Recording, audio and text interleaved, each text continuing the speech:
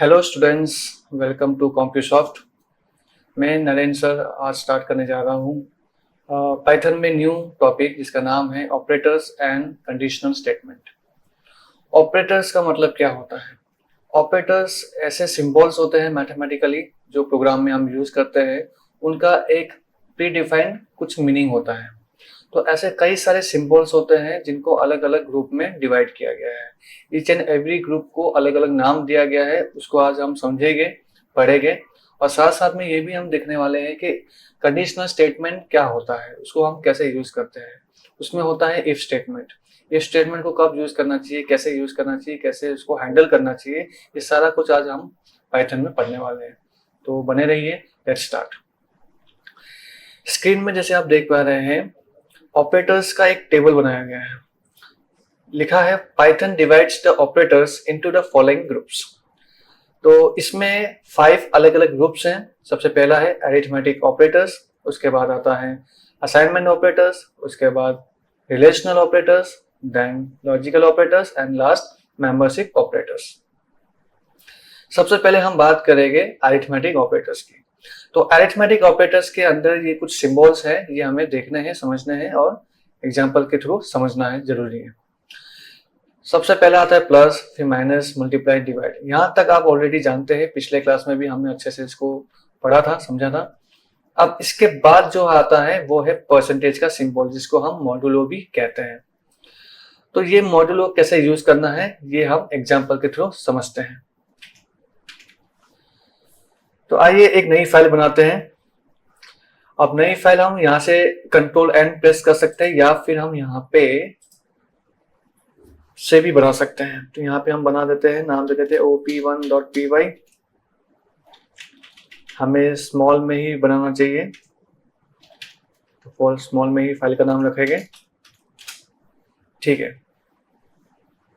अब यहाँ पे हम कुछ वेरिएबल लेते हैं, जैसे कि x इक्वल्स टू 100 और दूसरा एक y ले लिया है जैसे कि 6। अब इन दोनों को हम डिवाइड करेंगे, z equals to x divide by y और प्रिंट करेंगे z की वैल्यू।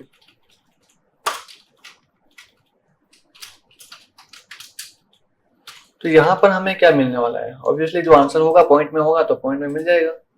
देखते हैं 16.666 समथिंग मिल रहा है, ठीक है।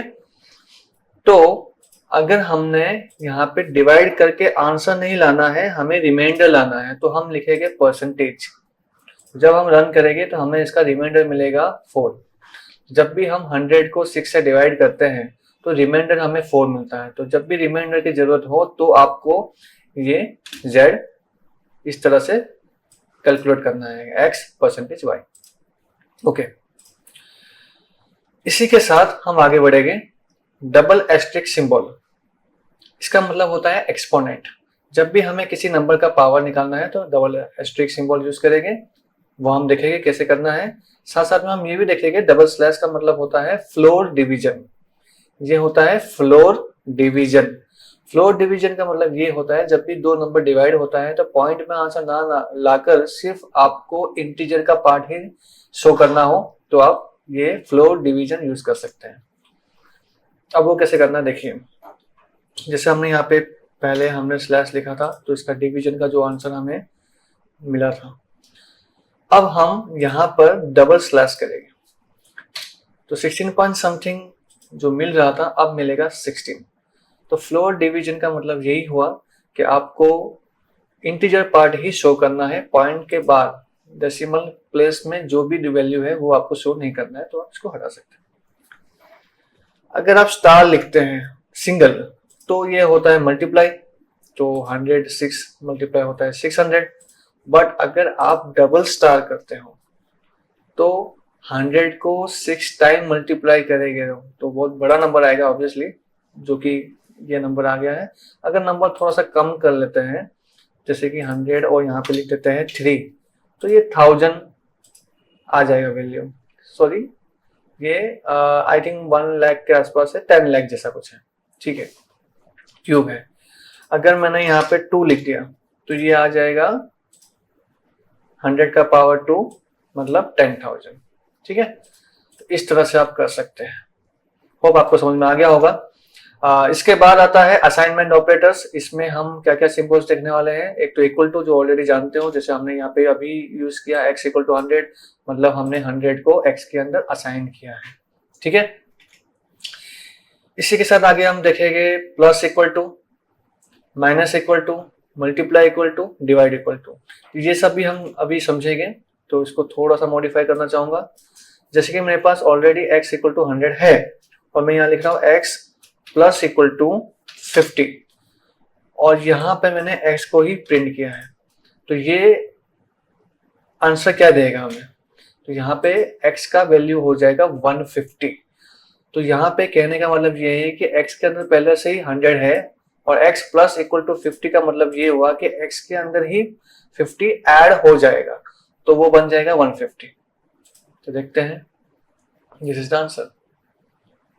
ठीक है, तो यहाँ पे मैं कमेंट में ये लिखना चाहूंगा कि इसको हम ऐसे भी लिख सकते हैं, x equals to x plus 50। ये भी आप लिखोगे तो भी वैलिड है, ये दोनों का मीनिंग सेम होता है। तो आपको जो अच्छा लगे, सही लगे, वो यूज कर सकते हो। अब यहाँ पे प्लस की जगह पर अगर मैंने माइनस लिखा तो 100 में से 50 माइनस हो जाएगा और आंसर आएगा 50। ठीक है, और अगर मैंने यहाँ पे मल्टीप्लाई लिखा तो 100 और 50 मल्टीप्लाई हो जाएगा, तो यहाँ पे आ गया 5000, जो कि सही है। और यहाँ पे अगर मैंने कर दिया डिवाइड तो 100 और 50 डिवाइड हो जाएगा, तो इसका आंसर आ गया 2.0, जो कि सही है। तो होप आपको ये सारे ऑपरेटर समझ में आ रहे होंगे। इसके बाद है रिलेशनल ऑपरेटर्स।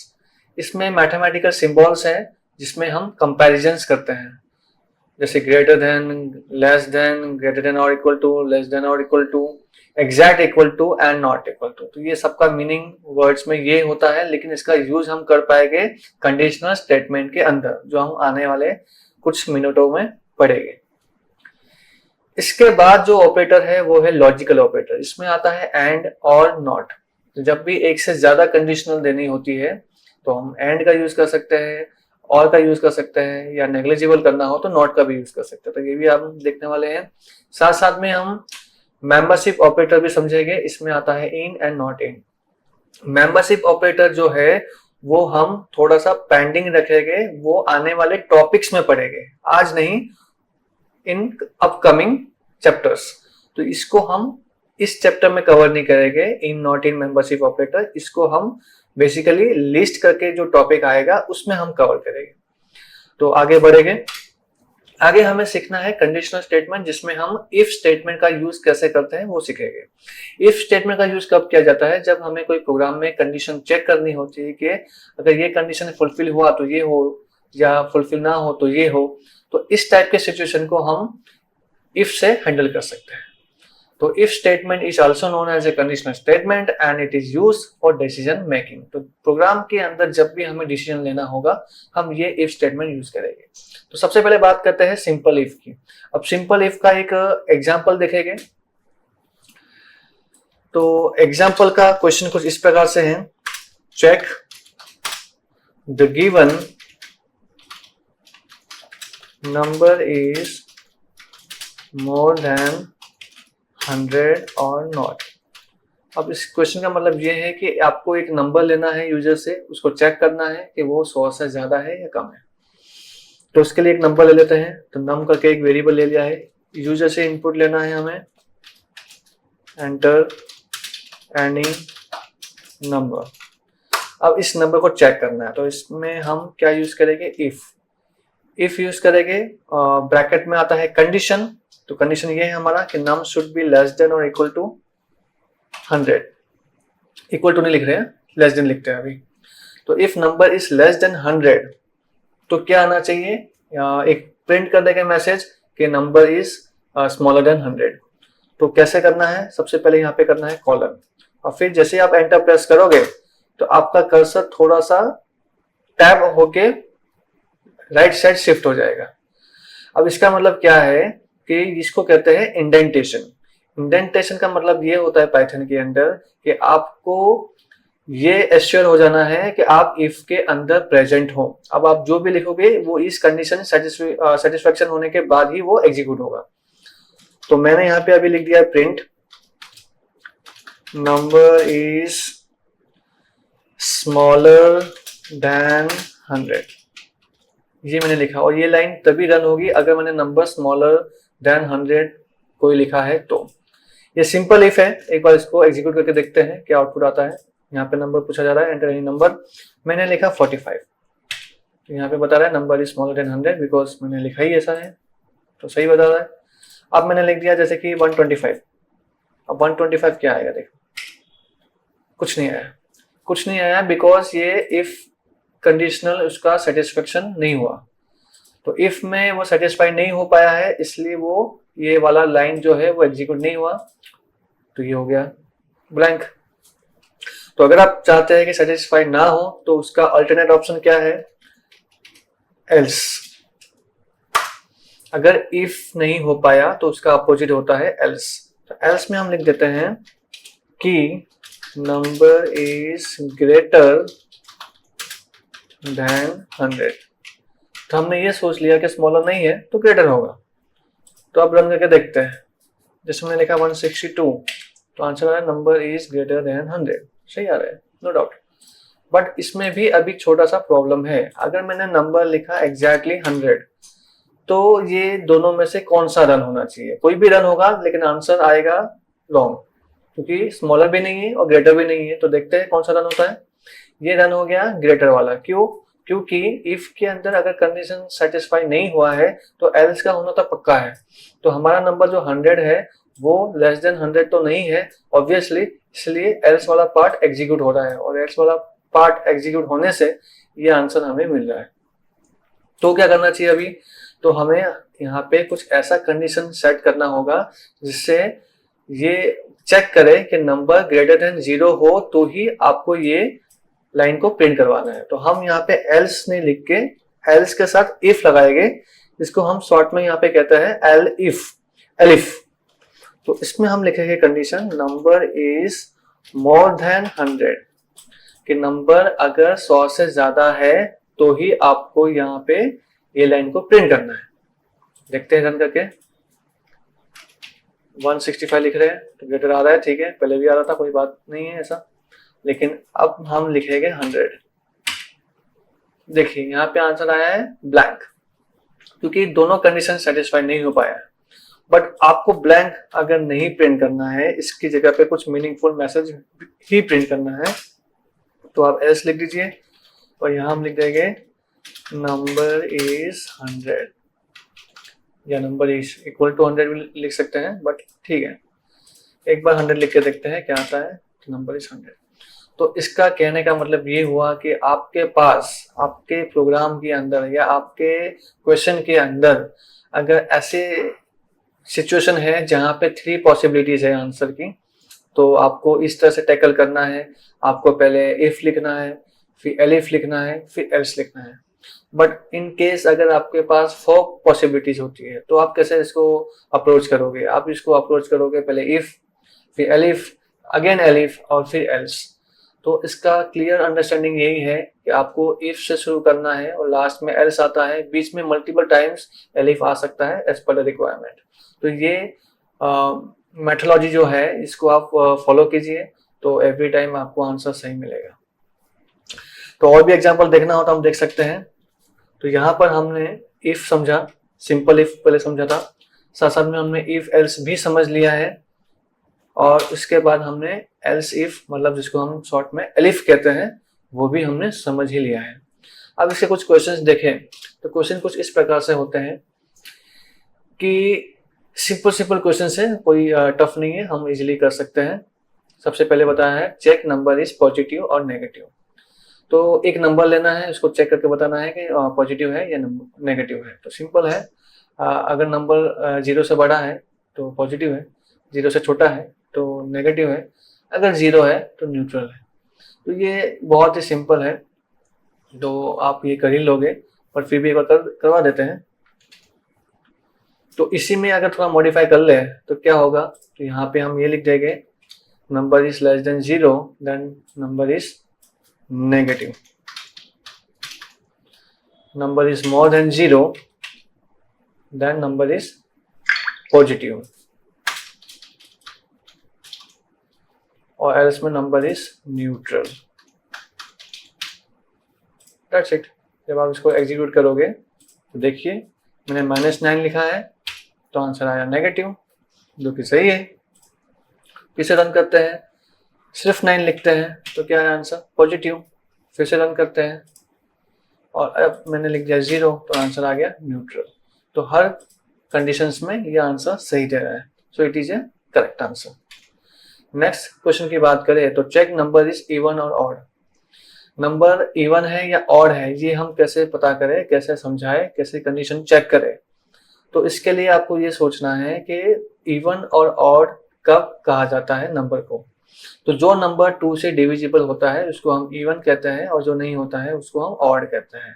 तो 2 से डिविजिबल है कि नहीं ये नंबर हम कैसे चेक करें? तो उसके लिए आपको परसेंटेज सिंबल का यूज करना है, जो हमने देखा था उसको यूज करेंगे।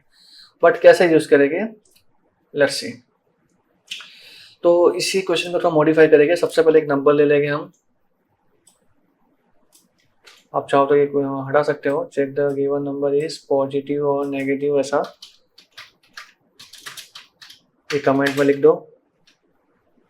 सॉरी, पॉजिटिव नेगेटिव तो हो चुका है, हम यहाँ लिख देते हैं इवन और ऑड।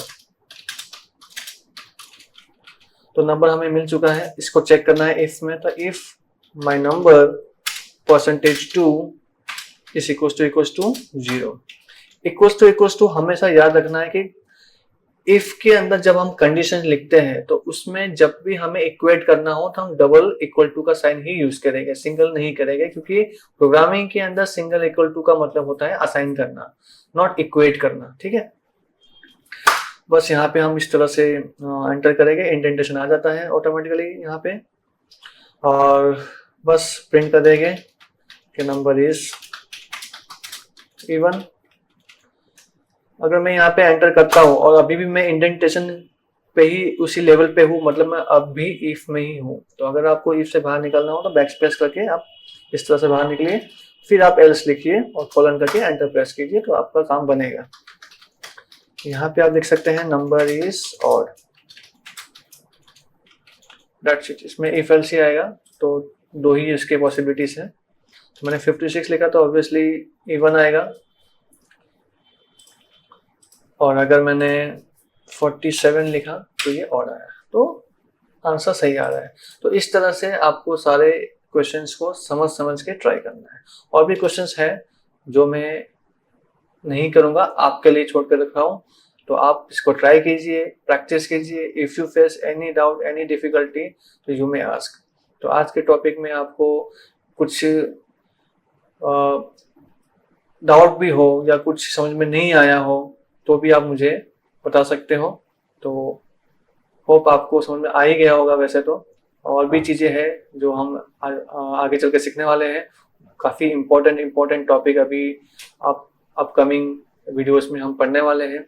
तो होप आप इस तरह से एंजॉय कर रहे हो, आगे भी एंजॉय करोगे। और तब तक के लिए गुड बाय, थैंक यू।